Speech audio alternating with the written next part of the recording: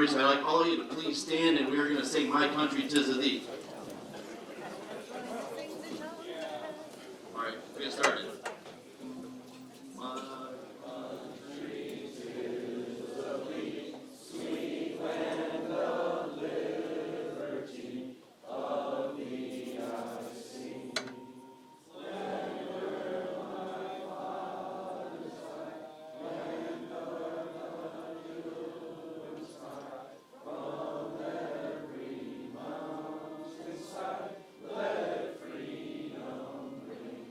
Please stay standing as we have Pastor Ryan Bettinger do our invocation today. So Pastor Ryan, will you please come up here and do our invocation? Let's pray together. Heavenly Father, thank you so much for this opportunity that we gather together, Lord, to celebrate all that you are allowing to happen and is being accomplished here in our city. Father, we love our city. We love, God, the opportunities that you've presented for us here. I pray that you'll be with all of those in leadership as they make wise decisions that will benefit all of the citizens here. Father, we ask that you will help every faith community, Father, that you'll help us to serve well in this city as well. God, we just pray for this event, pray for those that might still be traveling, give them safety here, and then just bless this event to go well. We ask all of this in the name of your Son, Jesus. Amen. Amen.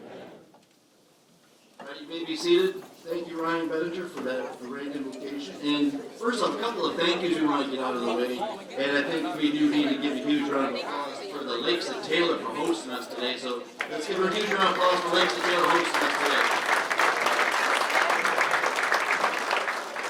And also I want to thank the Taylor Media Center and Communications Department for being here filming. Sam and Joe and Carl for all the work they do. So let's give them a huge round of applause for all the work they do as well.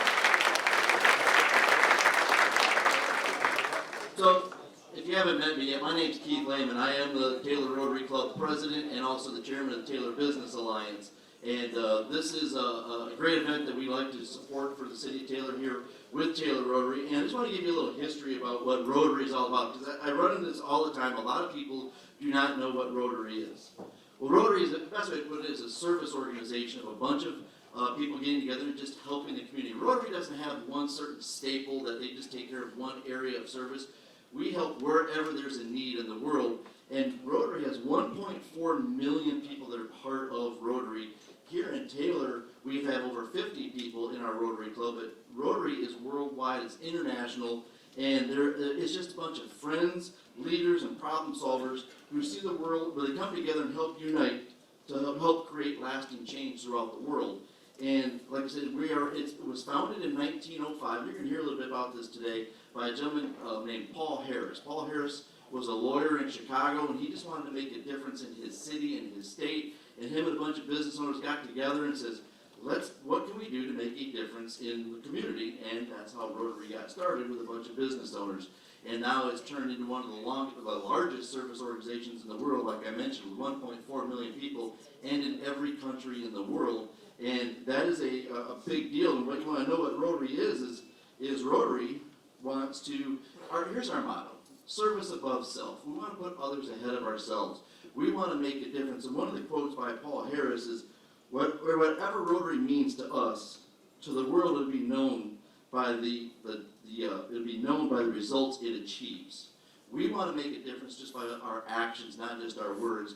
And so that's how Rotary has been formed. And just to tell you a little bit about what Taylor Rotary has done is we support a lot of organizations, and you're going to hear us talk about that. But we, just recently, the last couple of nights ago, we did the Night to Shine Prom with Tim Tebow Foundation for 170 special needs individuals. A couple of us churches and Rotary got together and put this together. But one of the big things that we do as Rotary is we put on this event right here, the State of the City, with our own mayor, to get a chance for you guys to meet people in the city, get to know the mayor. But that is one of the things that we do as a Rotary Club too. And if you look on these next, the other thing that we created was the Taylor Business Alliance. This is an organization that we get together every quarter just to network, to learn from each other. We try to bring some value and teach some things to maybe that can help your business, help you get engaged with the community. Our next meeting is going to be April 25th. So the Taylor Business Alliance is something we're just trying to get all these businesses together here in Taylor to get to know each other and how they can serve the community a little bit better. One of the other things that we work on too is is a great event is our Touch a Truck event. This has become a large staple in Taylor. We partner with Beacon Baptist Church, and what we do is, it says right in the name, kids come out, they get to sit on a truck, touch a truck. And it's a great, affordable way for families to get out and just have a great day. The kids have been a blast. The kids get to sit on dump trucks and do all kinds of different things. The city of Taylor's been a huge, huge resource in helping us do this. The police department, the fire department, everybody. So this is a great event that we put on to help give back to the community as well.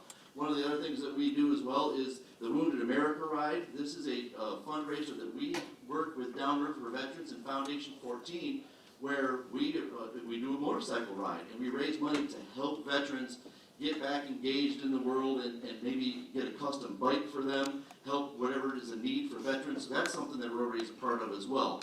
Another event that we work on is our Law Enforcement Appreciation Day. We've had a charity softball game with the Taylor PD versus the local Michigan State Police Department.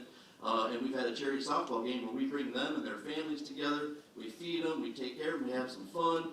And I'm sure Taylor PD would want me to say this, they have won against the Michigan State Police 3 years in a row, and they are doing it. And they have fun. It's just a great, great night. And then one of the other events that we have is our golf outing right here at Lakes of Taylor. These are some of our big events. These are our big events that we do. And this golf outing is how we raise money so we can make a difference and give back to the community. So, and that's where I'm going to talk about this as I wrap up a little bit more about Rotary, is we need your help with this. And if you look on your table, there's a card that says all about these events. If you're interested in being a sponsor, if you're interested in giving back to the community, getting your name out there, connecting with other businesses, we are putting together a bundle package that you can have a banner, all 3 of those big events I just talked about, so you can have your name and your business out there when it comes to Touch a Truck. You can be there for our Law Enforcement Appreciation Day that we have at Rotary Park. You could also be at our golf outing and be a sponsor and help with help. And the truthful, it's helping us raise money to give back to the community. And a lot of things that we give back in this community, like I said, isn't just one thing. We give to the Penrington Center, we give to Fish and Loaves, Night to Shine, the list goes on and on. We put coats on children here in the wintertime, and we helped, this year I think we did over 1,200 coats for kids in this area, and we partnered with Taylor Schools as well to do that. We can't do that without your help. We can't help with the Night to Shine. We can't help with certain projects that we do to make Rotary successful. So we could really, really use your help with that. And just like I said, we partnered with the Taylor Schools, with Wounded America, the coat drive this last year. You know, we even gave money to the fires in Maui, and with that huge impact that had. So Rotary is always doing different things and making a big difference. So if you're interested, we are having like a little special. If you look at that card, we're going to give you a deal. If you can commit to today, there's going to be a discount on it. It's on that card. But again, if you're interested in supporting Rotary and being a part of that, that would mean a lot to us as well. So, and we're always looking for people that want to be part of Rotary. This is the shameless plug to see if you would be interested in being part of our club to make a difference in the community. And we could really, really use some more resources and some more help. So, now, kind of talking about Rotary, that's going to lead me to my next topic about what we do in Rotary. Rotary has its highest award, which is called the Paul Harris Fellow Award. What that is the person or persons that has done the biggest impact in their community over this last year. And this year we elected 2 individuals to get this prestigious award in Rotary. It's the highest award, as I told you, Paul Harris, who founded Rotary in 1905. This goes to the person or persons that has made a big difference in our community. I want to bring them up one at a time. And the first person is, this person, as a lot of people know, has made a name for himself in the city for being a great supporter, a great resource. And he puts on a wonderful community Christmas party every single year that help children in the city of Taylor that need some help at Christmas time. And it's a community Christmas party. They also partner with 242 Church and do the Night to Shine prom that we just did last week. And they're always giving to the community. They're always there when you call for them. And one of our first recipient that we all know that makes a huge difference in our community, and he's going to get a chance to just say what's on his heart for a couple of seconds. And I want to bring him up here. This year, one of our recipients of the Paul Harris Fellowship Award is Pastor Ryan Bedinger. So Ryan Bedinger, come on up here.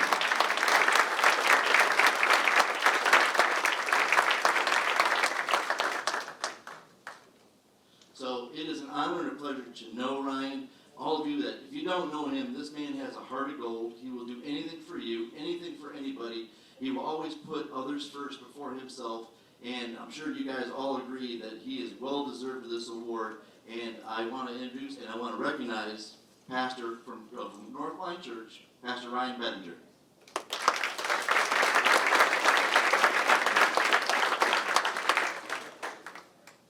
He gave me a little bit of warning saying I was going to get this, and I said, for what? Because, quite honestly, it is not about me. I stand on the shoulders of a ton of people at our church that just love this community and love to serve, and we could not do what we do.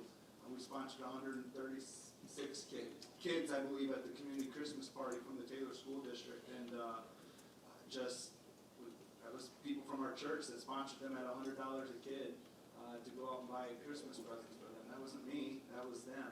And but I can say, we had a goal as a church probably 15 years ago when I met with our leadership. I said, one of our goals is that I want to create an environment in the community to where if we were to close our doors, that our community would be pounding on our doors saying, please don't go.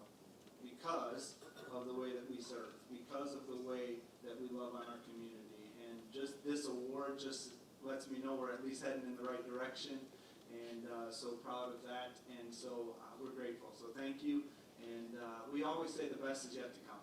And one of the things that we often say, you all have something in front of you. And we made it a model for our church, and we put it on a fork. It says, it's a hashtag, HOTYF, and it says, hold on to your fork. The meaning is this, is that we're about to have a great meal here in a second, but if they were to say, hey, before we clean up, hold on to your fork, you know that something better is about to come. It's called dessert. And so that's kind of our motto. It's been our motto, that hold on to your fork, because we believe that the best is yet to come. And we hope that for our church, but we also hope and pray for that for our community as well.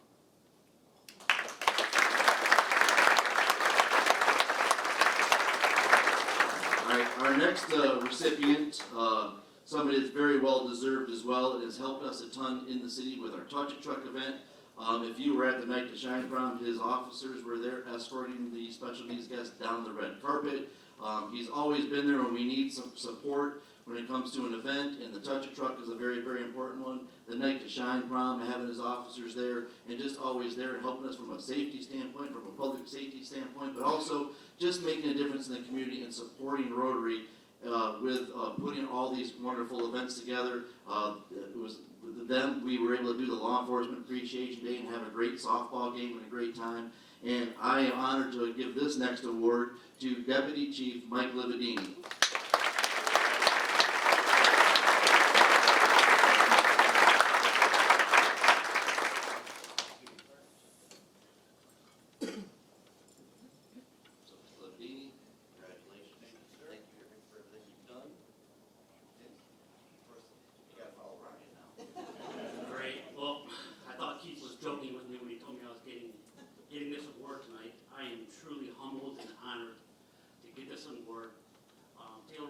So much for the city of Taylor.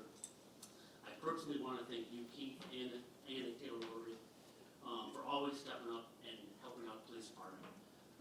You do things like do fundraisers for injured officers, Telegraph Cruise, as well as my favorite, the softball game where we beat MSD last 2 years. I value our friendship, I value our partnership, and I look forward for many years to come to working with you and Taylor.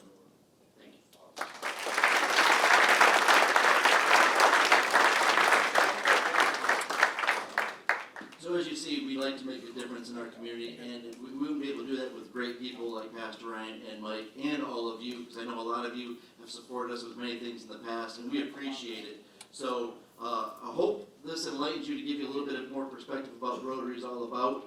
And I just want to thank you from the bottom of my heart for being here today, supporting Rotary and supporting the city of Taylor with Mayor Woolley. And just a little fun fact, Mayor Woolley is a Taylor Rotarian as well, so it is great to have a great Rotarian like him as well. So now I'm going to turn the program over to Carl Zymek, and he is going to get our program started, and we will get ready for after that. Everybody's done, we'll have lunch. So Carl, I'm turning it over to you, buddy.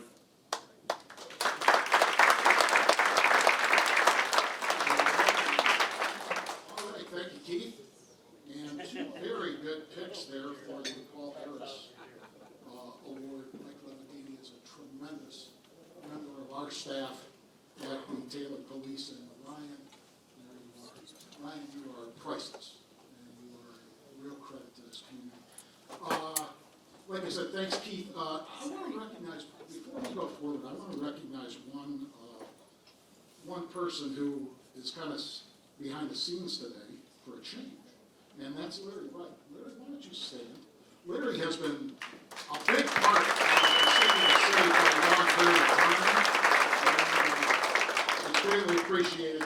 Larry, you do a fantastic job all the time. We'd first like to recognize our City of Taylor elected officials. If you'd like to stand and remain standing until I'm done here with this first sector. Mayor Tim Woolley, Clerk Cindy Bauer, Treasurer Michelle Tocco, and City Council members Doug Geis, Joe Brandana, Angie Linton, Charlie Johnson, Lindsay Rose, and Tina Daniels, and our judges Victoria Shackelford and Joseph Slavin.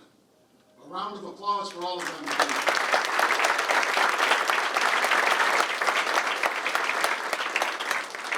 Our state and county officials are Senators Darren Camilleri and Erica Geis. Doug is here representing Erica because she is busy in Lansing. Representatives Jamie Thompson and James DeSena, and our new county commissioner, former council chair, Alex Garza.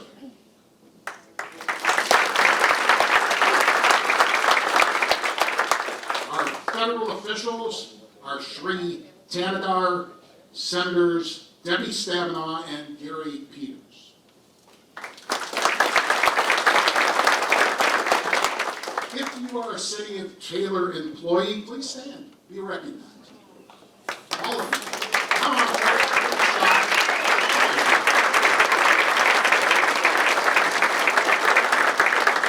we've got a good team, we work hard.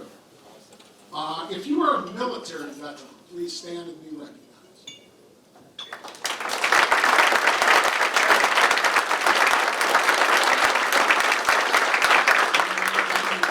Service, all of you.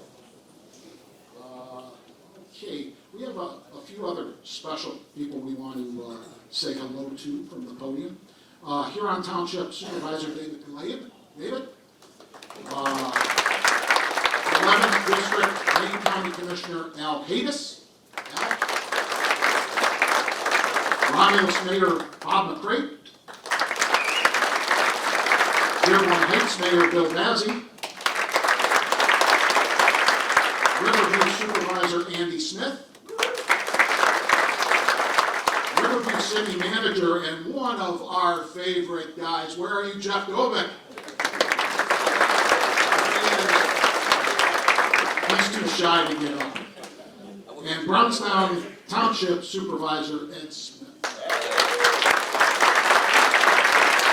And also from the Junior League World Series, we've got a couple of founders, Greg Bazura and Sam Peter.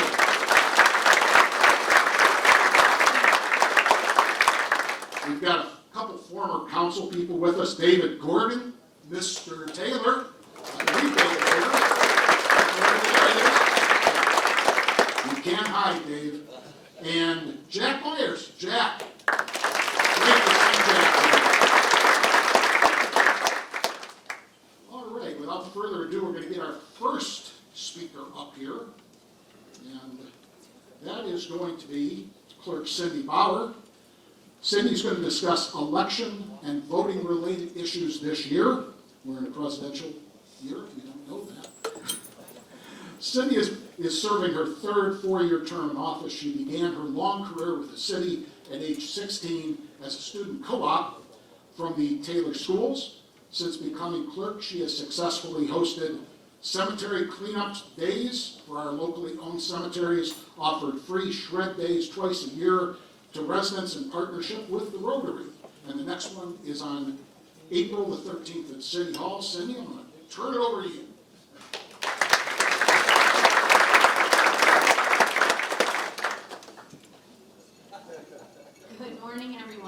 And thank you to Mayor Tim Woolley and staff and the Taylor Rotary for inviting me to speak today. If you know me, you know that I am not one for public speaking. So I had taken a speech class many years ago to overcome this fear, being that I worked for the city since I was 16. Talking to the public is part of the gig. So I took this speech class to try to help me in front of a crowd. Usually it's people I know, and it still makes me nervous. My voice is a little shaky. Best advice he gave me was to talk about something you're passionate about. So I'm here today to talk about something I'm passionate about: voting. Fundamental right guaranteed by the Constitution. Let me get right going here. In 2022, 60% of voters passed Prop 2, which made several changes to voting laws in the state of Michigan. First, we are going to talk about absentee voting. I messed up my screen, Sam, so there we go. Okay. Before these law changes were made, when I first became clerk in 2012, we had absentee voting with a reason. So that meant you had to be 60 or handicapped or something to qualify to vote absentee. You just weren't automatically guaranteed to vote absentee. At that time, we had about 3,000 absentee voters on the permanent absentee application list. In 2018, voters voted to change it to be anyone could vote absentee as long as you're a registered voter. That doubled our list for permanent absentee voters. COVID came along. We issued about 19,000 ballots in 2020, from 3,000 to 19,000 in about 8 years. So, you know, the call was there for absentee voting. As a part of Prop 2, there are several changes that have been made. We no longer are going to have a permanent application list. And that means, I don't know if any of you vote absentee, you get an application for an absentee ballot and you send it back in. Now it's a permanent ballot list. So you won't have to fill out that application anymore, with the exception of a presidential primary year. You have to do a ballot selection form. But that's a whole other story, and you can ask me about that after if you want to. Part of the change also is prepaid postage. So no longer does the voter have to put a stamp on the ballot. The state covers that cost. Same thing for the applications that they had to send in for their presidential primary. We covered the postage for that. So that was part of that change.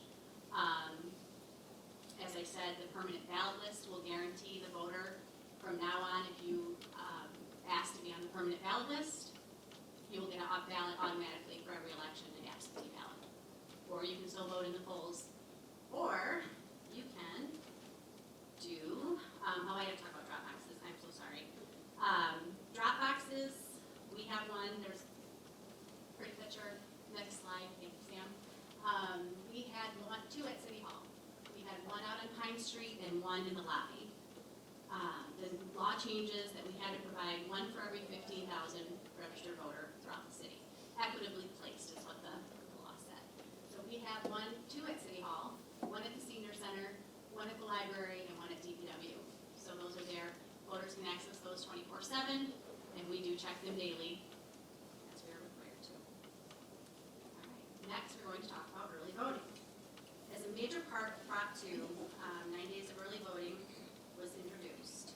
That includes the Saturday to the following Sunday prior to every election.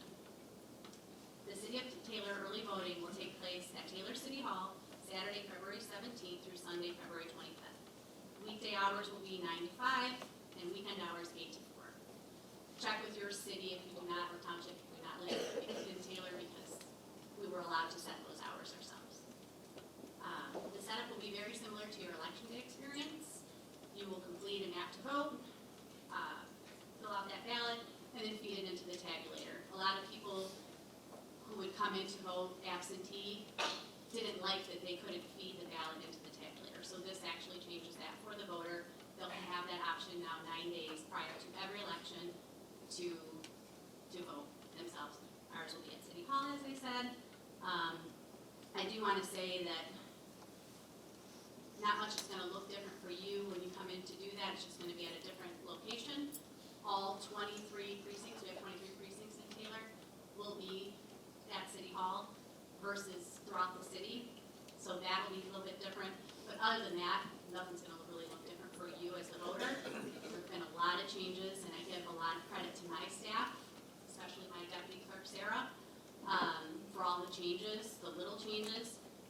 tell you right now, we are very tired. We've been working very hard. Early voting starts Saturday for us. I joke with my family. I used to call election a marathon. I now call it a triathlon. It's just, it's nonstop, constant changes, and things being thrown at us at the last minute. And here you go, figure it out. So we are all learning together. So please, if you go to vote in your community, if you're not in Taylor, please bear with your clerk and their staff. We are learning. This is all new to us too, and we're doing our best to follow the law to the T, which we will. But you have to give us some grace because we are learning as well as the voters coming in for the new experience. It's a new experience for us too. And I'm sure we are going to be met with a lot of questions and concerns for the new processes. Well, because we are still recovering from the 2020 presidential election and 22 election regarding all of the election misinformation out there. The biggest one that we still deal with to this day is what you used to vote with, the writing utensil. Believe it or not, that had caused the most calls after the presidential election in 2020. We called it Sharpiegate because we don't use Sharpies, but we used a Flair Point pen. And we had used them since 2017 without a problem. No one had called, no one had complained. And simply, they're used, I know I have a fellow lefty sitting next to me, Charlie Johnson. When you write with a ballpoint pen, I'm a lefty. When you write, you go across the page, ink smears. It's the same thing with a ballpoint pen on a ballot. When you fill it in, you feed it through the tabulator, the ink is wet. It gums up the scanner. If I give you a Flair Point pen, it's fast drying ink. It's still ink. It goes into the tabulator, no problem. If somebody uses a ballpoint pen, it's wet, gums up the scanner, the machine will shut down. And then we have to send somebody out to clean it. And the optics of that too does not look well. So we use the Flair Point pens. You can use a ballpoint pen if you go to your polling location. However, you have to wait 5-10 minutes for that ink to dry to put through the machine. It's not a punishment, as I've been accused of. It is simply, I'm protecting my equipment.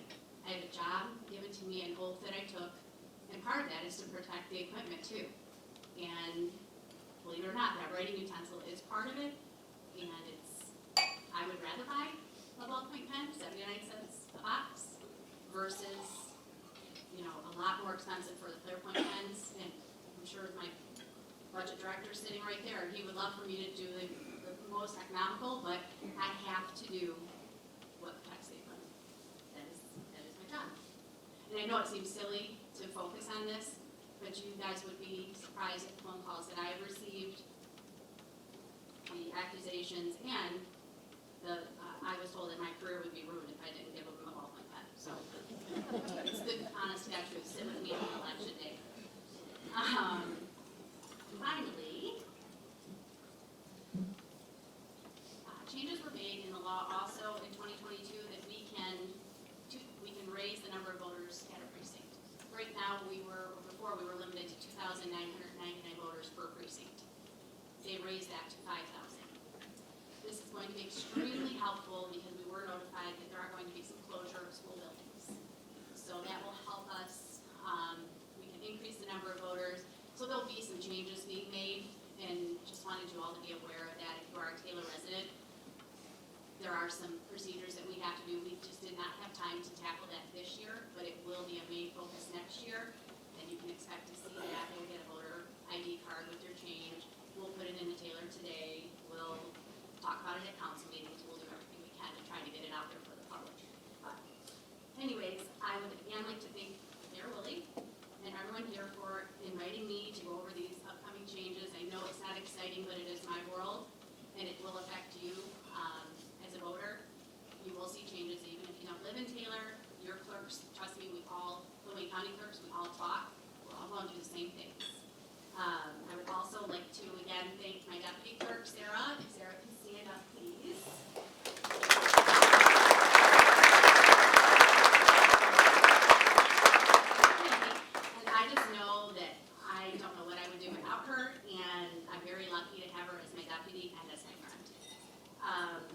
sum the changes up, if you vote on election day or via absentee, you will not notice much change. If you voted early in your community, again, please bear with your clerk and their team as we work together to make these changes a reality. Thank you for listening to me ramble today, and don't forget to vote on February 27th, August 6th, and November 5th, or during the early voting period. And also check with your community because there might be a May election, possibly in April one too, of those 4 clerks. Thank you.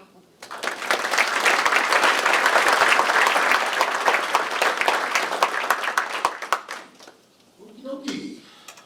In the great tradition of Carl making screw-ups when identifying people in the crowd, forgot to mention Bill Sutherland is here. Bill, where are you? There he is, right after. 2 years in a row, I've missed a judge. That's not a good move. All right, so on to our feature speaker. About 2 years ago, when Tim Woolley captured the mayor's race in a stunning, decisive victory, he stood in this very room and talked about pride. The pride that he had in becoming the mayor of his hometown. He also talked about rising above controversy, moving the community forward. He talked a lot about we and very seldom about me. That, in so many ways, captures the essence of Tim Woolley. Since that time, he has cultivated a group of employees, emphasized teamwork, and challenged them to come up with ideas and programs to improve Taylor. It doesn't matter who gets the credit because we all win. We have reinvested millions of tax dollars back into the community, building renovations, park renovations, miles of roads, new technology. Heck, our street sweeping crews have made so many cycles around the city that they probably spin in circles on their way home at night.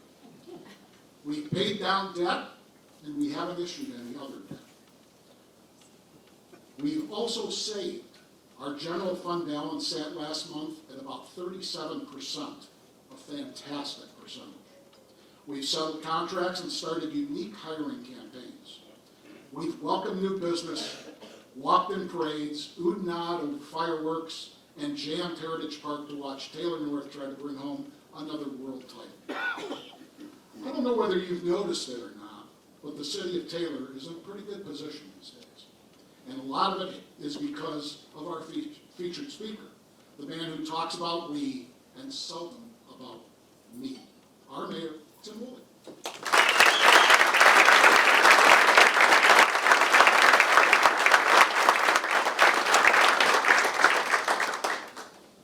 Well, now that he got all that out, I'm all done, so. No, I appreciate that, Carl, and, I do, that's kind of been my motto since I got here. But just before I start with the presentation, I want to thank Clerk Bauer again for coming and showing everybody. Literally, I call it the circus of the clerk's office, especially during election time. And there's been so many things that have been thrown at that office probably over the last year, past 6 months, that it's been unbelievable. And her team has done such a great job at, figuring out a game plan and going forth, coming to us, saying, I need more money. But I mean, as a whole, again, I just think Cindy Bauer, not just our clerk, but a good friend of mine. She was one of the first people that I gravitated to when I got into the role as a council person. Her and her husband Gary are great friends. And but I just want to say what a great job she does, and her deputy Sarah, who's actually a Paul Harris Fellow Award winner too through the Rotary with all the work she does through our Taylor Good Fellows. So again, appreciate her and her team, especially with the upcoming election. And if anybody has never witnessed it, maybe just pop into City Hall on election day. Stay out of the way, but just watch how they juggle everything. It's amazing to me because they have so many precincts they're running. It's impressive to watch. It really is. And Cindy's one of the best at doing it. So just want to congratulate her and her team for the job that they're doing. And I appreciate her coming and speaking about all the new changes.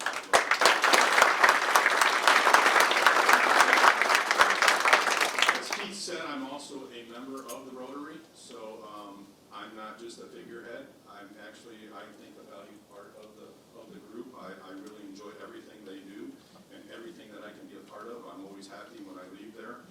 The Night to Shine event last week was a great event. If nobody's familiar with that, please look into that. It's one of the most gratifying things you'll ever cleanliness in that building, it's unbelievable, and you can feel it from as soon as they start coming in to check in. It's a great event. But I just want to thank my fellow Rotarians that are here today for all the hard work that they do, even if it's just not in the city of Taylor. In their cities, it's such a great thing that they do for our community, and they do so much for our community, which makes me happy to be a part of it. Also want to thank all my teammates out there, all the Team Taylor, as I always try to put on my Facebook post, #Team Taylor. So many great employees in this city, and I couldn't do it without them. I mean, it's unbelievable, the ideas that they come and bring to us, it's unreal. And I'm just so happy to be a part of this team. I still pinch myself every day. I'm still uncomfortable by the title of mayor when people call me that, but it's such a great part. And it's almost, I try to keep it family oriented, you know, we get on each other's nerves, and sometimes you gotta be the bad guy, but as a whole, I couldn't be more grateful for the team that we have going on in the city. And I just want to point out one, because I could never do this job without him. He's my right-hand man, he's my voice of reasoning. He keeps me calm when my Irish temper tends to get going a little bit. But I'd like Mr. Bazura, Dan Bazura, to stand up and be recognized.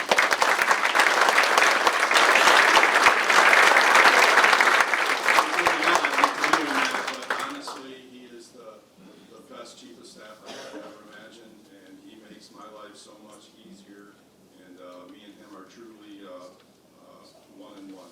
It's just unbelievable. I really appreciate him. But as I look as this room is so full, and I'm so grateful for that, I see so many of my other teammates. I say it all the time, if you do work in the city, or if you have a business in the city, I consider you a resident, and I see so many fellow teammates out there that do work in this city, and either they have businesses or they're actually vendors of the city. And I thank all of you, and I thank all of you, and I appreciate you being here today to help such a great cause in the Rotary. So thanks again for all of you as well. All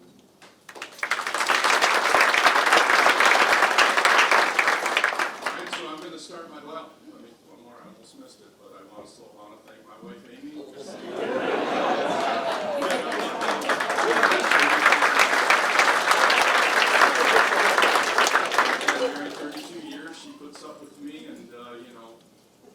Job, you don't always come home in the greatest moods, and she puts up with me, and I greatly appreciate that. And my dad Pat is here as well, so I appreciate it. My son Dylan and my daughter Sarah couldn't make it today. They had to work, but I told them I'd just bore them anyway. So, but you know, great kids too, so they couldn't make it. But so we're going to go ahead and start the presentation. Just tell you all the good things that are going on in the city of Taylor. You know, right now, we're going to start out with our bright financial outlook. This is a credit to our budget and finance department too, because I seen Jason Kocher here. Jason, stand up.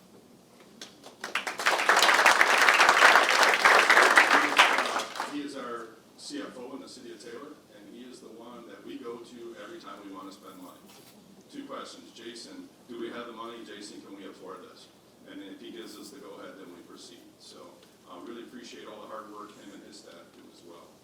So as you can see, we have a bright financial outlook. We have large fund balances. You know, roughly 10 years ago, we wiped out with $5 million deficit in 2013, and we steadily have built that fund balance up to $16.5 million or 37%.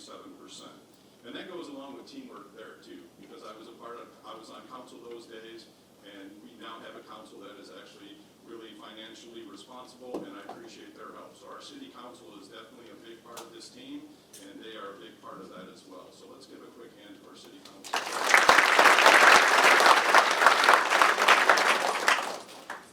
So far, we've had two great audits since I've moved in as the mayor, categorized as good overall by Plan Moran, and we have spent $14 million in infrastructure, $5 million of long-term debt paid down, no issue of new debt has been issued. More positive bond ratings has happened. AA2 rating in 2023 by Moody's, up from BAA2 in 2019. So I know that's confusing, but we're moving up, which is good. So, and actually the Standard & Poor's global rating increased from A to A+ in 2021. So those are all great things. We get a better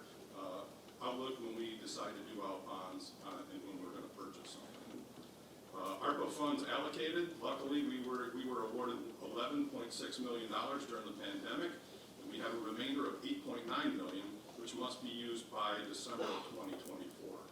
So I know that is a big fund balance right now that we have to get done, and I can promise you, it will be gone.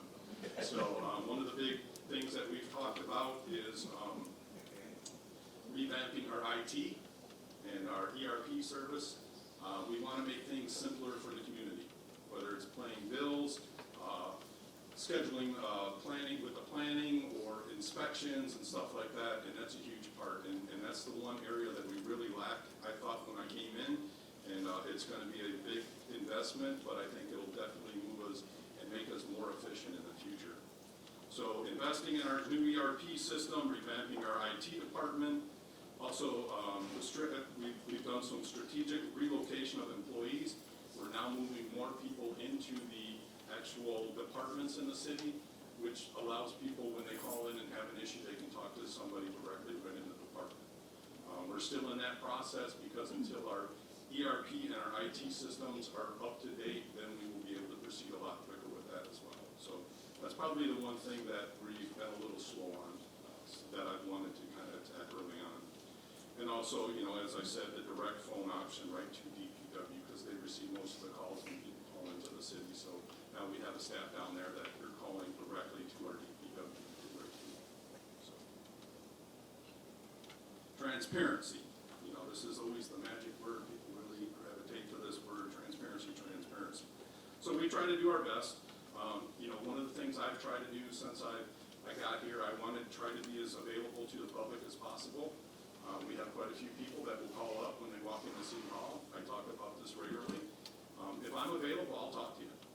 I might only have 10 or 15 minutes. Sometimes it all depends on when you walk in. But if I can't, if I'm in a meeting, which unfortunately I usually am, we have people in my office that will go down and talk to you. And then they're going to come right up to me and let me know what was discussed or whatever. And 9 times out of 10, I'm going to get a phone call, or I'll make that phone call back if the problem wasn't resolved with my office. And speaking of that, I want to recognize them. I got my assistants, Michelle Shinovar, Timber Gordon, Sam DeCito.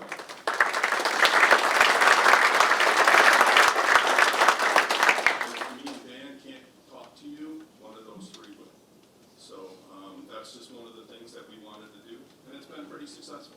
I have a lot of people, sometimes, they'll be heated, and the security guard will call up and say, somebody wants to talk to you, and I'll be like, I got 20 minutes, come on up. And the first thing out of their mouth is, I can't believe you're meeting with me, so, and usually a lot of times that goes well. People just want to be heard, and I understand that. As a resident, I would want the same thing. So that's just one of the things, and the other things we're doing is the videos on cable and YouTube. We do run our channel on our, channel 12 on Comcast and 10 on? Yeah, so we run different shows. We want the community to get to know our council members, our judges. We cover events. I do pretty much every other month episode from the mayor's desk. Carl gets on me about that because I don't do them as regularly as I should. But, I get a lot of good feedback from that, and it's kind of cool. It's kind of like a talk show. We just talk about what's going on in the community. And so that's just a few things that we're doing. We do have more customer service staff in different departments, as well as our customer assistance center. I think we're at full right now. We do get turnover in that department, but we want people to be able to. We really want to cut down those times on waiting. They seem to be going in the right direction, which is really good. And we now have our council packets online as well. So when we came in, a lot of people were upset that they couldn't see our actual agenda in its entirety online. So we now do that. We put that on to allow people to see, all the information that can be seen. Another big priority that I made when I came into office is I wanted a safer community. Increasing police and fire staff was a huge priority. We've been doing that. The good thing is we're finally starting to build now more, especially in our police department, because I think it was about a year ago, it seemed like every week we had 2 or 3 people retiring. So trying to fill those ranks was very, very tough. But, we came up with a few different things, laterals, and just redoing redoing our entire locker room, updating, we have our own gym and stuff like that. So we want people to come in and do a tour of the City of Taylor's Police Department and go, wow, this is pretty nice here. And, that's just one way to lure officers, because every municipality is looking for them. My fellow colleagues, mayors, supervisors, and managers can tell you the same thing. Everybody's vying for police and fire. Luckily, our numbers are pretty good in fire. I think we're just a couple short, and we're continuing to increase in police. But I'm happy to say that we're finally getting, to a decent number, but we want to continue to build that, because a safer Taylor is a great thing. It makes us all safer as well as our officers. And when talking about safety, we want them to be safe too. So we've done a lot of aggressive camera installation. None of it's facial recognition, but we're putting it in our parks to protect our stuff. We're going in, we're spending a lot of money to redo these parks in these communities. And, poor teenagers like to be destructive. They want to go in and break stuff. So these cameras are prohibiting that. And it's a good thing. We have live where they're sitting in our dispatch and they can see these things regularly. Both City Council and Tifa just approved a lot of money for more cameras on our buildings. We want to make sure that our buildings are taken care of and secured as well. Some of the new vehicles and equipment we've purchased basically a whole new fleet of vehicles for our police department. We have some ambulances on the way. The toughest thing right now is ordering something. If you order a vehicle, you might not get it for a year or two. So that's definitely creating issues with our budget and trying to figure it out to make sure we're going to have the money when it comes in and stuff like that. So we've done a lot of work in technology. And these are just a few of the things. Body cameras was one of the things we've implemented years ago. We have weapons mounted with light. Tasers are a good thing that prevents bullets and sticks being used. So it's a dangerous world out there, not just for us, but our officers. Officers have become targets themselves, which is crazy, but unfortunately they have to be safe, and I want it to be their responsibility, and I want them to be able to go home to their families every night as well. We've done a lot of investment in our fire department too. These individuals are dealing with a lot of toxins when they're going into these burning buildings and stuff. So as you can see, we are purchasing 3 new ambulances. We got them a second set of equipment, that way it can air out. And then we've also put some cleaning devices in our fire department, which helps detox them a little bit. So that way they're not breathing in the fumes. We're doing an investment in our safety as far as drones. We have one of the best drone programs in Southeast Michigan, in my opinion. I want to thank Jeff Adamission has kind of spearheaded that. I think he's here. I'm not sure if he's here or not, but Jeff, stand up if you are here. Working. He's working. He's keeping our streets safe.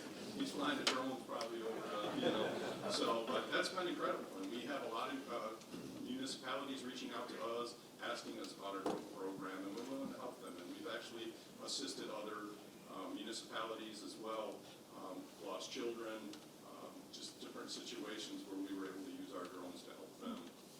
The flock cameras are a great thing. Literally, if there's somebody calls in a report and it's a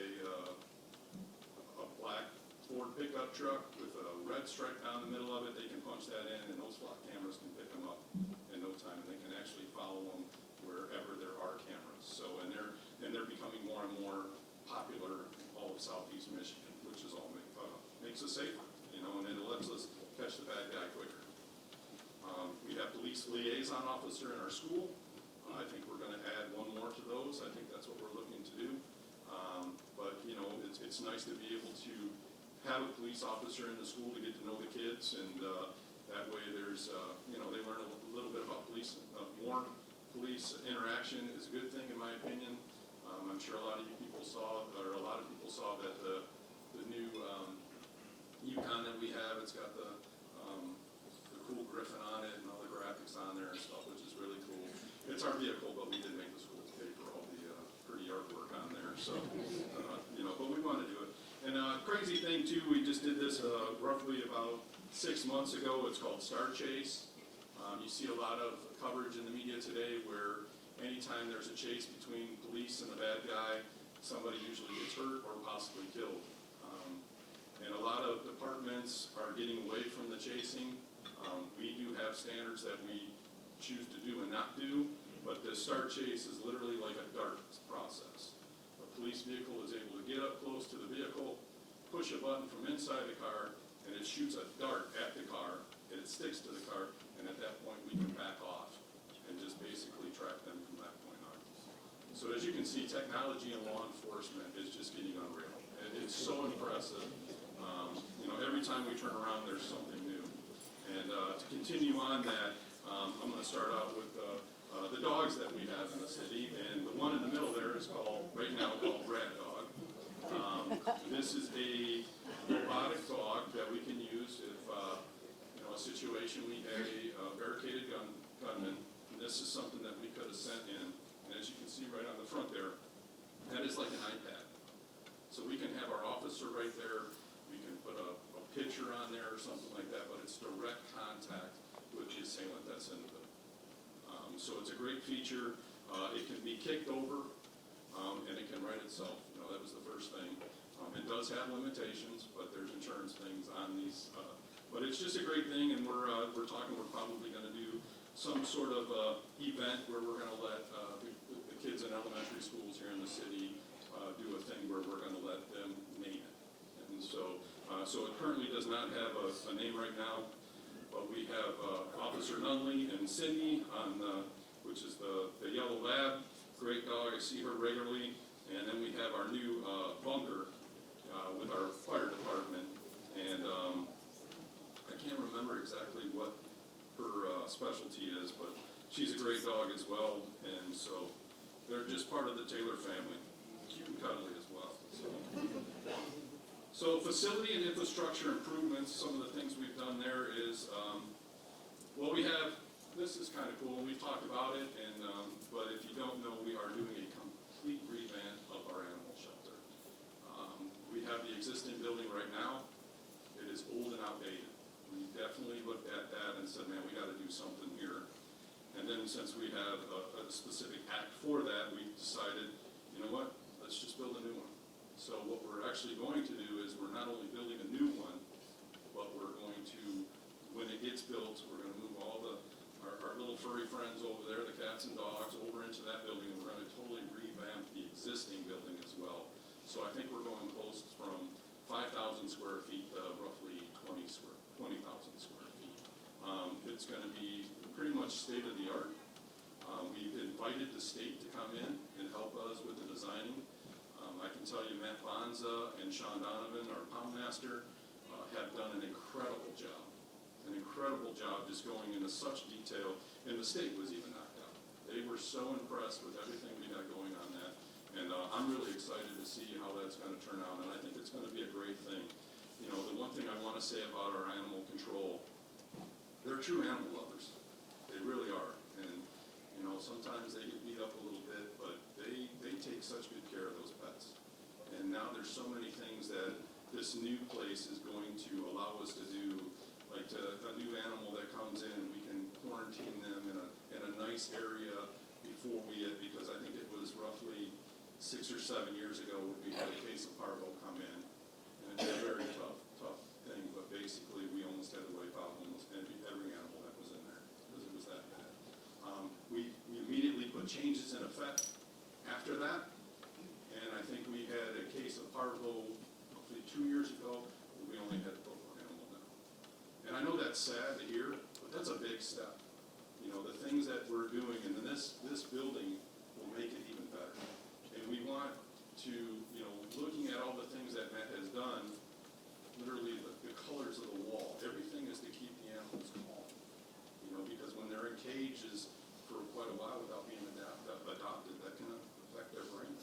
You know, so we want to give these animals another opportunity, and this is going to be a great thing. There's a medical room in there, which we're going to actually name after Dr. Harmon. Many of you know him. He was our veterinarian that used to come in and offer discount rates, and he was killed in a car accident a couple of years ago. So we're going to definitely dedicate that room to him for all the work he did here in the city of Taylor. As I touched on earlier, we did the locker room renovation over at our police station. When I first got in, I did a tour, that was one of the most disgusting rooms that I think I saw in the city of Taylor. And so it was definitely needed, and it has turned out great. I'm very impressed. It really reminds me of like an NFL locker room. Revamped the whole shower bathroom area, the vanities, lockers and stuff, and I know they're really appreciated, and it really turned out great. If you haven't been to the recreation center, please go and check it out. I think it's a little hidden gem that a lot of people don't take advantage of. The price is really good. We have basically, over the last probably 5 years, have completely renovated that whole building. The locker rooms, the walking track, everything. It's just, I think it turned out great, so just give it a shot. You can go in there for free and just say, hey, I want to check the place out. And if you want to become a member, that's great too. We're continuing to do many updates to the senior center. We've done a few, and we're actually getting ready to do some more. That kitchen is very old and outdated in the senior center, so that's the next topic that we're tackling, and I think we've already got some stuff up for bid on that. So Guido has done a great job in doing that. Real quick, I just want to shout out to Guido. I want to send my prayers to him and his wife. He just had to leave. His wife was in a car accident around Wick Road, so the roads are probably getting a little slick. So my prayers are, hopefully everything's okay with his wife, Nikki. Heritage Park, you know, that's definitely the star of the city of Taylor, in my opinion. Everybody talks about it, everybody loves it. I talked to a lot of people that are not from the city of Taylor, and they love Heritage Park. As we talked about last year, we did a complete renovation. The train cars are all completely refinished and redone now, and I think they turned out great.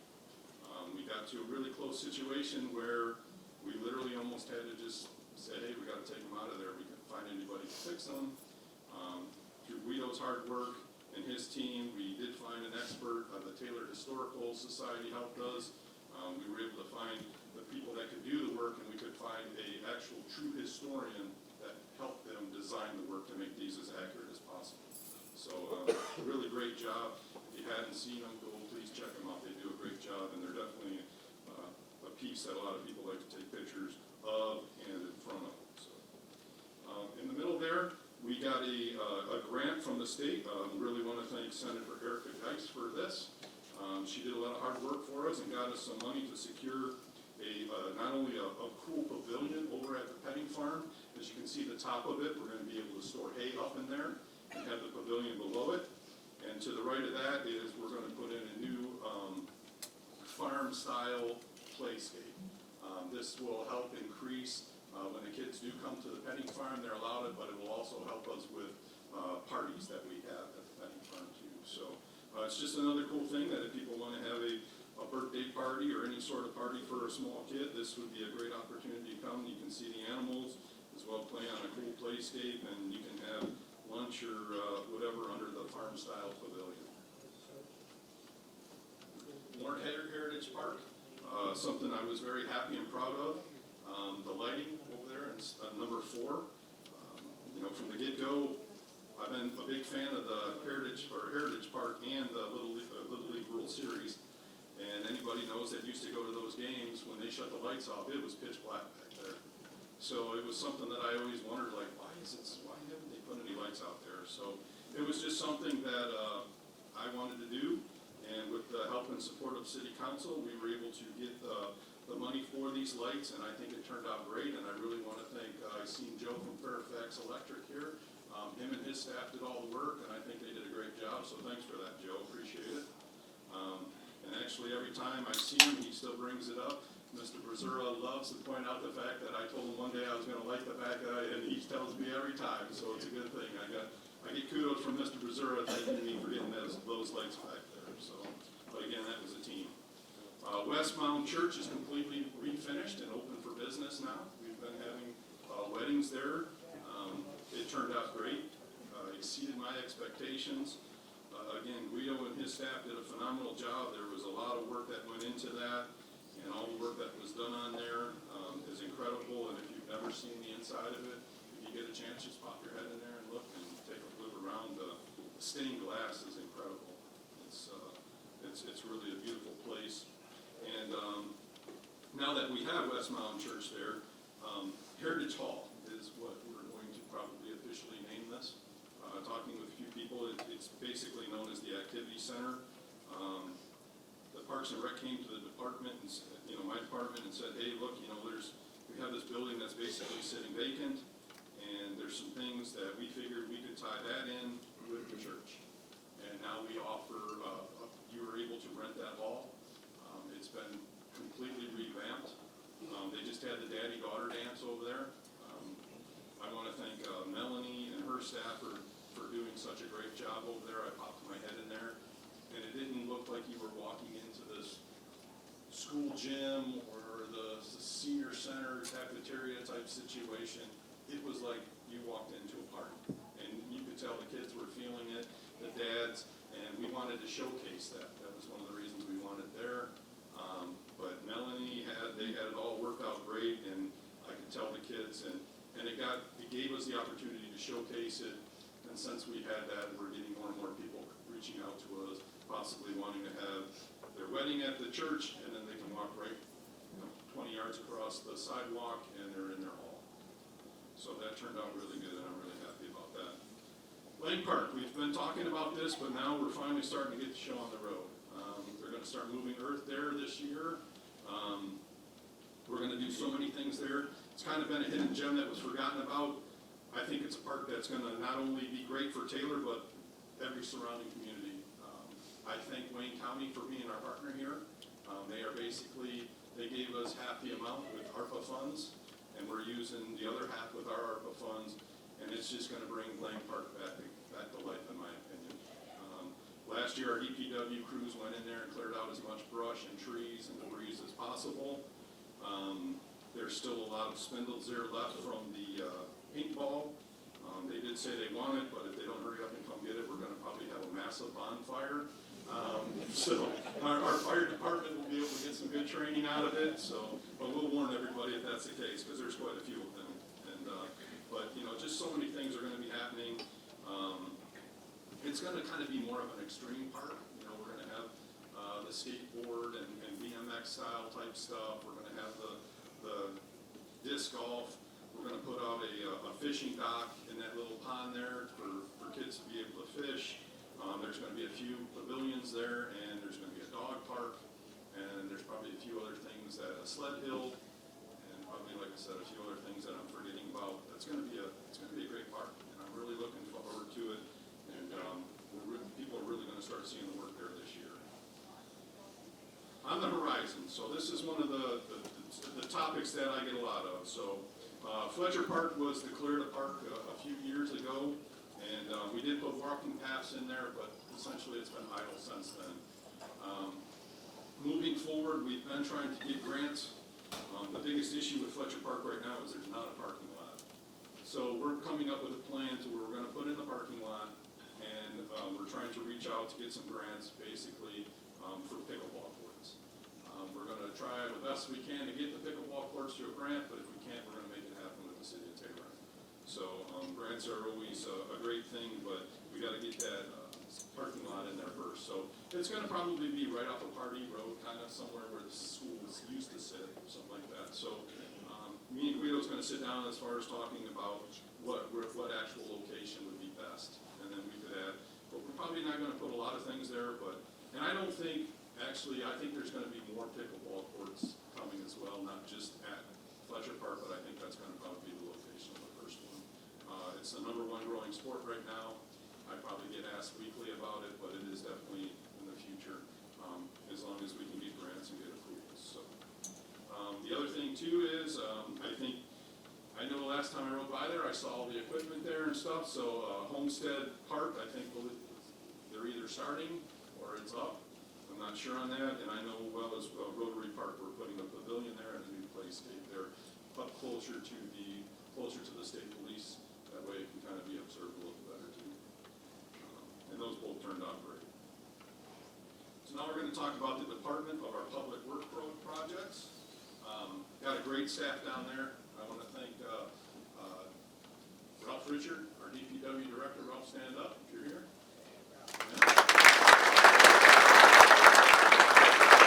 Deputy Director Matt Bonza. Matt, stand up.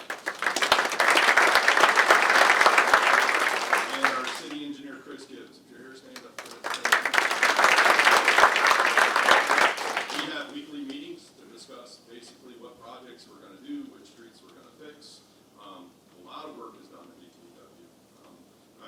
those guys. There's a lot of things going at a lot of times. So we've continued to do the good to great. We completed 6 new areas over this last year. The residential street, we've continued to do a lot of residential street resurfacing. Includes tree trimming, sewer work, etc. These are just things that we've been able to get done. Ralph is constantly coming to us with ideas and equipment that can get things done quicker and easier. And luckily, with ARPA funds and the support of City Council, we've been able to get a lot of equipment in here that is really making their jobs easier and more efficient. And I think people are seeing that, at least I hope. Building demolitions, so there's not as many as there used to be, which is a good thing, but we still have houses that are out there that are either burnt out or falling apart that's been boarded up, so we've done a lot more, try to attack blight as much as possible. We did 3 demos this year in partnership with the county grant project with Wayne County. We were able to get 3 homes torn down that were definitely eyesores, and I know the people that live by there greatly appreciate that. 1 was on Beach Daily, 2 were on Wilkie Street near Taylor Meadows. Lead lines, this is a big topic, and it's something we're attacking the best we can. We're actually ahead of the curve, especially when you look at most communities. Shout out again to our DPW, they've been on it, and we've done more than what we've been asked to do, but we're gonna try to take it another step. This is something that we were talking about. I know it's something that Chairman Doug Geist is very passionate about, so they did put in an additional $200,000, but we're actually looking at receiving some grants to where we can get equipment and bring in more help to where we can make them specifically to go towards the lead line replacement. And this was brought to us by Ralph, which is a great idea, and I think council has done a great job helping us do that, and so we're going to continue to attack that. I think they moved it up. It was by every house had to be done by 2040. I think they moved it up to 2030. But luckily, we've been pretty proficient at staying at that, and we're going to attack it even harder. And hopefully, we can get those grant funds to where we can knock it out in a few years. The biggest issue with the city of Taylor is we don't know who has lead lines and who don't. So there's a lot of investigating going on. So if you get a message that they might have to come out and dig a small hole in your front yard, this is why. And I know people don't like getting their lawn messed up, but at the same sense, it's best to know whether you have a lead line or not. So they're doing a great job on that, and we're going to continue to attack that the best we can. More reports from our DPW, system name, sanitary sewers we've been attacking, as well as water main relining and stuff. We have a lot of infrastructure in this city. You know, it's a big city, and we've been doing the best we can, and through the support of City Council and the brains over at DPW, we've been able to knock out a lot of stuff. And it's not the big glamorous stuff, but it keeps our basements from flooding, it keeps our water running, and as you guys can see, this weather, this year especially, hot, cold, blizzard, hot, cold, those water mains start popping. And, you know, our crews do a phenomenal job getting out there, attacking it, and getting those taken care of the best we can. So, the amount we've replaced is plus or minus 10,000 linear feet, and the water mains is roughly 5,000, a little over 5,000 linear feet. And we're going to continue to attack that as well. So every year we're sitting down the budgets right now. Probably next month we'll start diving hard, and we're going to come up with a game plan to keep even talking about that. And we're looking at possibly a very, very big picture project. So we're reaching out to our state partners up there to see if we can, but hopefully we can get some funding because we want to attack big, you know, and that'll go over great. I mean, I'm sure it'll be a headache for a lot of people at different times, but it'll be a serious attack on our infrastructure. More reports from our DPW, 3,000 lane miles of street sweeping. They've done a phenomenal job. The great thing that Ralph has implemented is monitoring our vehicles, making sure proper, making sure there's oil and everything like that, proper service, what we used to call it in the Army. Our vehicles, we're getting length out of them, life out of them, and they're continuing to do a phenomenal job out that with minimal breakdowns. There's a lot of parts on those street sweepers, they do tend to break down a lot, but we're attacking it, and a lot of people are happy about that. sometimes I even see complaints, why are they sweeping already? They did it 2 or 3 weeks ago. And, to me, that's a good complaint. I don't mind that because, there's a reason. It keeps our drains clear and, which stops flooding and, especially people's basements. We've definitely stepped up our tree and stump removal process. This is more equipment we were able to purchase that helped us there. A lot of times if we took down a tree, a stump sat there forever. We did go out and get our own stump stuff, or our own stump equipment, so that we can attack it and not wait on the vendor that we used to use to come and remove it. So we've done a phenomenal job on that. We're attacking the best we can. There's a lot of trees in the city of Taylor. If your tree is not dead, we're not taking it down, just so everybody knows that. And we are responsible for the tree that's from the sidewalk to the street. So those are a couple things that I just want to point out because, it turns into, I got a tree in my backyard I want taken down too, so you cannot do that. So 281 tree trims performed across the city last year, and 125 tree stump removals.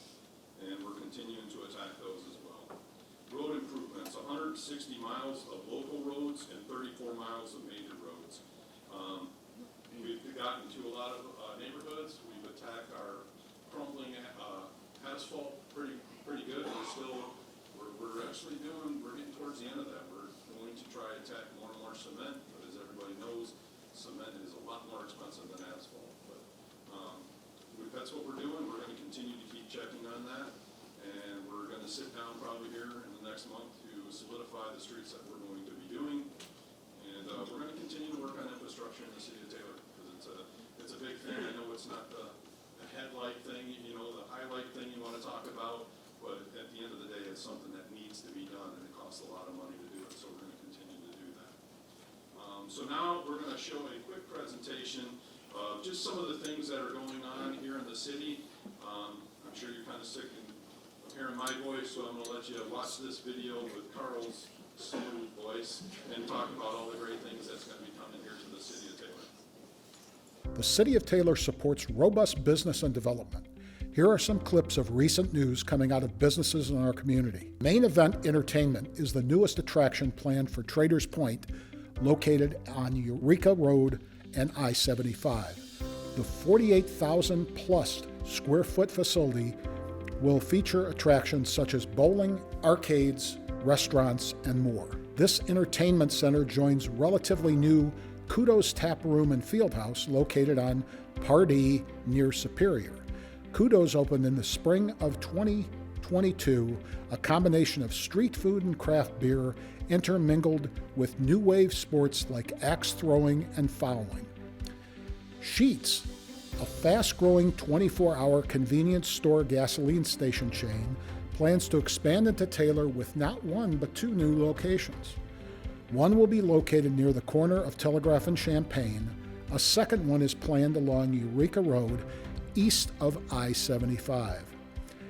It will be located in front of the new Marriott hotels currently under construction. Those 2 Marriott hotels under construction, Fairfield Inn and Town Place Suites, are each 4 stories high and will offer over 200 combined rooms. CMAC Transportation is closer to breaking ground in Taylor. They will build a large warehousing and distribution center on North Line Road between Beach Daly and Inkster. CMAC has been in expansion mode recently, building warehousing facilities in Brownstown, Roseville, and Romulus.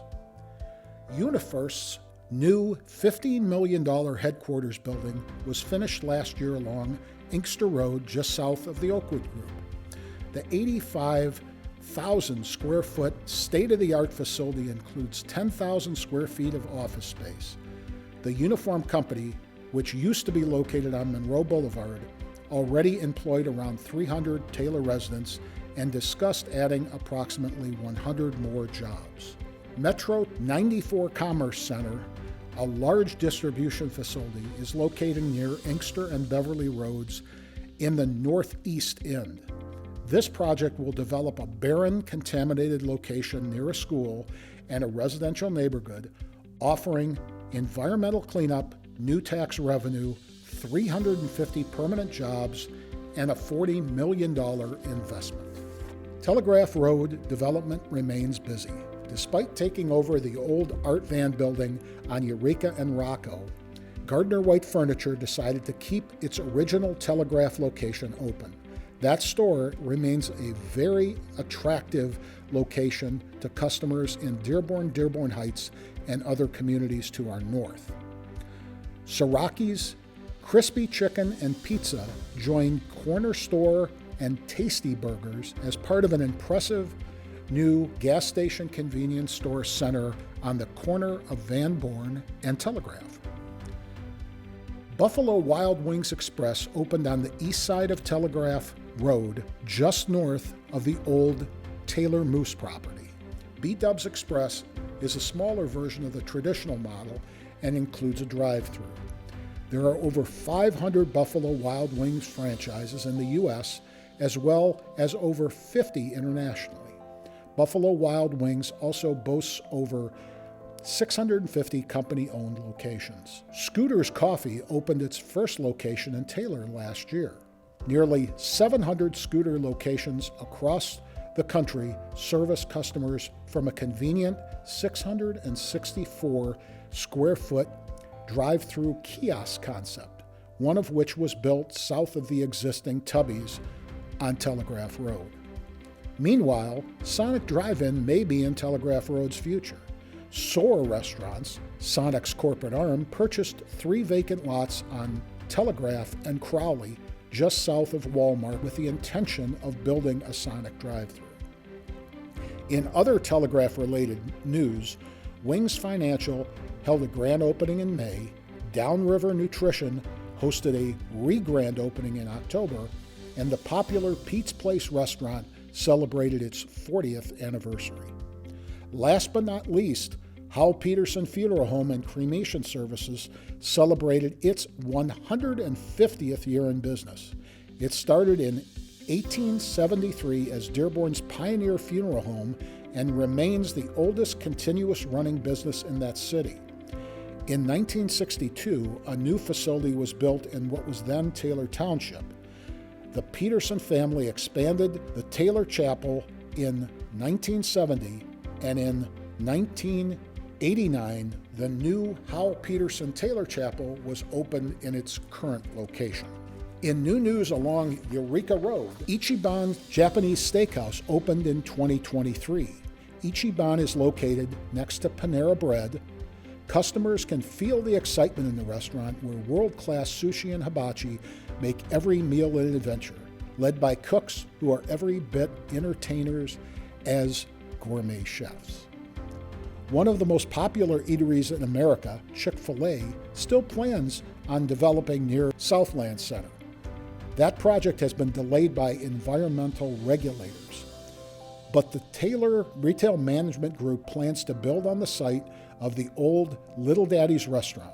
The new Chick-fil-A will be housed in a 1,995 square foot building on the southern outskirts of the mall property.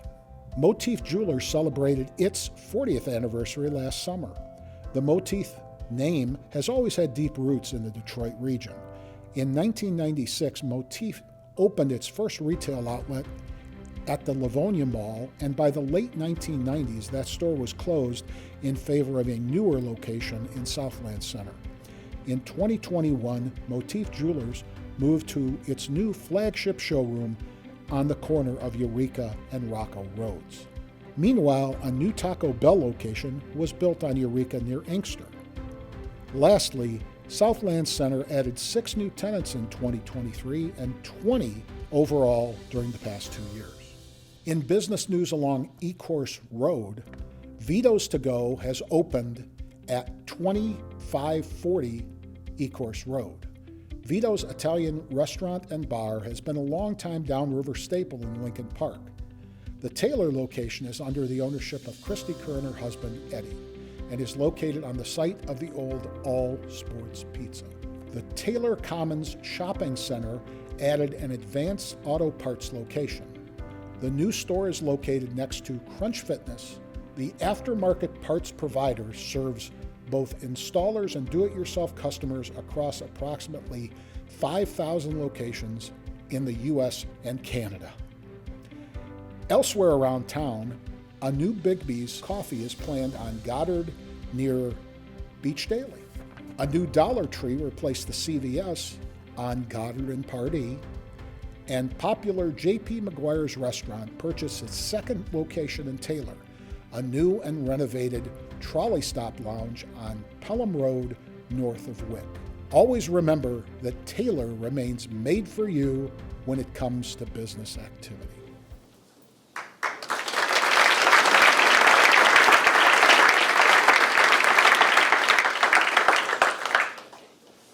So, I was pretty happy to see that video when Carl and his team definitely did that.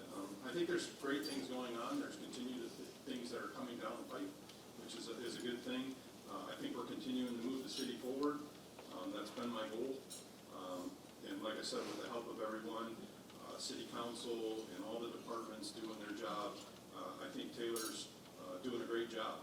And that's, again, not a reflection of me, it's a reflection of we. True teamwork here in the city of Taylor, Team Taylor, that's what we're gonna continue to do. And just some of the active partners that we wanted to touch on, that we do a lot of work, and I'm on a lot of these boards as well. You know, at our schools, we do everything we can to work with the school board. Anything we can do to help them, they can do to help us within the rules, we wanna do that. A good school district for a city is a great thing for a city, so we wanna continue to help each other and definitely put out the fact that we are partners, moving forward, and we wanna continue to do good things together as teammates. Our Detroit region, Aerotropolis, I see Chris Girdwood back there, he's the man for Aerotropolis. Me and Chris have really got to know each other well over the years, and they are doing a phenomenal job shopping our city. That's what basically they do. They're part of the airport, they work with multiple communities, and they take our properties, and when big people come out, they want to be close to the airport, they reach out to him, and then he sells people, well, he puts people in touch with us that are interested in building in Taylor, which has been great. Chris has done a phenomenal job. I wasn't the biggest supporter of the group. We always laughed when I was on council, but now that I've gotten to know Chris, and Chris has taken over a couple of years ago, I couldn't be more proud to be friends with him and the job that they're doing. Our Taylor Business Alliance, which is kind of a part of the Taylor Rotary, it's been a great thing. It allows business owners to kind of get together and learn some things going on in our community. As far as, you know, we try to bring staff members in so that they can go and ask questions right there at those, have the opportunity to get some ideas. Even if you're thinking about opening a business, it's a great time to come and talk with our planning and our building directors to just get an idea of some of the things you have to do. I always say, if you are considering opening a business in the city of Taylor, reach out to Jesse Harrington or Laura Fell before you do anything. So, rule of thumb. Our Downriver Community Conference, Jim Perry couldn't be here today. Ron was here a little earlier. Great, it's all the communities getting together to discuss different things that we can do to help Downriver. And we work together well on that, and it helps with mutual aid. And so I'm definitely happy to be a part of that. And then DUA is our wastewater treatment facility over in Wyandotte. As the city of Taylor, we are now our owner of that, which we have been for a few years now, along with other municipalities. We bought it from the county and took it over. I can tell you, that's a rough one. There's stuff breaking down over there all the time, and that's a tough board to be on. We meet monthly, and I think every time you just walk out of there shaking your head a little bit, but I want to commend all the other people on that board. We work hard to do the best we can to get it going, and I think we're definitely moving in the right direction. Another huge shout out to our state legislators. They secured a nice grant for us to do a lot of projects down there to fix a lot of things that are aging that just were never replaced. So just wanted to let everybody know, these are some of the partners that we do, you know, being an active part of. Let's kind of look into the back of the room, and this is more personal. I see, you know, Mayor Bozzi here from Dearborn Heights. I think Carl called him Mayor Swift, but it's Smith, but it's actually Mayor Swift from Riverview. There's Mayor Bozzi, Mayor Swift, Mayor McCray back there, Supervisor Glade, Supervisor Smith, city manager Jeff Dobek. These are people that give me the opportunity. We all kind of bounce things off each other. And it's nice to know that I have these guys as not, my friends. But we all talk and communicate about different things. And it's nice to be able to just bounce ideas off them to kind of see either if they've done it or what they think. And so I just want to thank you guys for your friendship and the communication you guys give me and everything you do. So let's just give them a quick round of applause.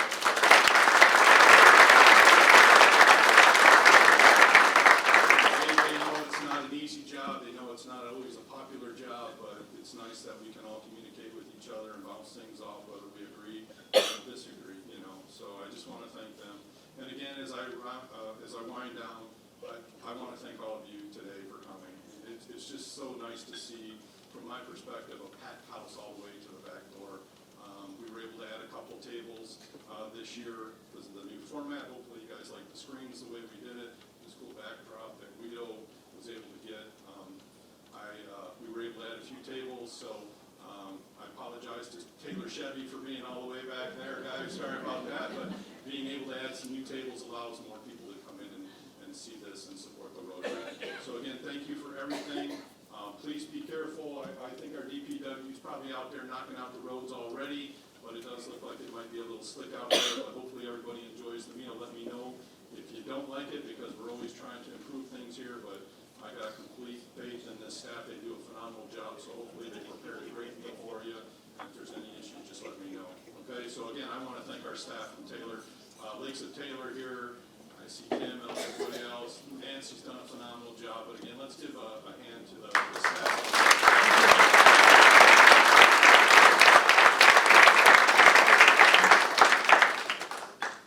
Oh, I have one more announcement. So, thank you, Carl. Before I go, this is something that just kind of popped up in the last couple of months. It was funny because probably 6-7 months ago, I reached out to Guido and I said, hey, I saw these drone shows. As you guys know, I'm a Star Wars nerd, so I saw it on YouTube or something. It was this Star Wars presentation. I thought that was so cool. And I'm like, Guido, check and see how much these drone shows cost. So he did his due diligence. He got back to me and he says, Mayor, man, these things are like $40,000. And I'm like, oh. And that's for 20 minutes. So I'm like, okay, well, we're not going to do that. Well, then somebody reached out to us a few months later and said, hey, we want to do a drone show. And we're like, okay, you know how much this costs? So they did. They asked to be anonymous, but what was great is now we're going to offer, we have the phenomenal fireworks show on Saturday. And on Friday now, we're going to have a drone show to present to everybody. So some people struggle with fireworks. Kids with disabilities sometimes struggle with that. This is a different alternative. We worked with Mimi's Mission to kind of help us go through this, and it's going to be a phenomenal show, and it's something we're happy to announce. I don't know if this is going to happen every year, depending on if we have sponsorships for it, but I just wanted to announce today. City Council passed it, I think, a week or two ago, so I want to thank that vendor that wants to remain anonymous, but it's going to be another great addition to our summer festival. And I did check with Guido, I was going to wait, but I did find out today, because we were in limbo, I can announce the Rock Act on, I believe they're going to play Saturday night, but don't quote me, it could be Friday, but we did lock in 38 specials, so they are going to be our rock band. So whether you're a fan or not, I just want to let you know that's who's going to be here. So I can tell you that bands are getting more and more expensive to book. So, but they are going to, and I know we're in talks with our, trying to book a country act nowadays is unreal. Literally, if they have one hit, they're playing stadiums. So country is very, very popular right now, and they're getting harder and harder to get, but we're in talks with some up-and-comer that I think everybody will like, and I think they got an idea of who they are, but until we lock it, I won't say anything. But that is all I have today, and again, I appreciate you supporting our Rotary, and thank you so much for coming.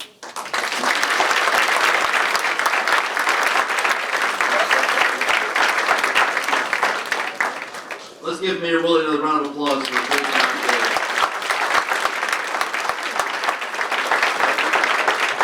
So I stand between you and eating right now, so it's gonna be real quick, so I will not. I just wanna make two quick announcements. The Taylor Business Alliance, we're meeting here again on April 25th at 6 o'clock. So if you're interested in being a part of the Taylor Business Alliance, April 25th at 6 o'clock. And I do have something very near and dear to my heart that I wanna talk to you about with Taylor Rotary that we're doing on March 7th. Is we are bringing a company in to give an education presentation called Destiny Rescue. They are a children human trafficking rescue organization. So human trafficking, children, all those things are near and dear to your heart. Destiny Rescue. This is for everybody around. This is a Southeast Michigan event. Destiny Rescue will be here. They're out of Fort Wayne, Indiana, and they are going to be coming here to give an education seminar to everybody in the city and downriver that wants to learn how they can help rescue children in human trafficking and how they can support and just educate people to stop this just unreal thing that's happening in our world today. So, with all that said, the Lakes and Taylor staff will be picking each table. They'll be calling on each table to dismiss you to go get your food. And then also don't forget, on your table are those charity bundle cards. If you're interested in being a sponsor of some of our events so you can help us make a difference in the community, take advantage of the discounted price today where you can have your banner at the Touch a Truck, you can have your banner at the police softball game, and at our golf outing, and if you just want to help be part of Rotary and make a difference in the community of all those things, especially the thing that we're going to be working on this year is the human trafficking issue. So please grab that card and fill it out and get it. And if you have questions, talk to me or Larry Wright or Michelle Matney at the Rotary table. But now, the Lakes and Taylor staff will dismiss you by table to go get some great food. And thanks for coming to the 2024 State of the City Address, and we'll see everybody next year.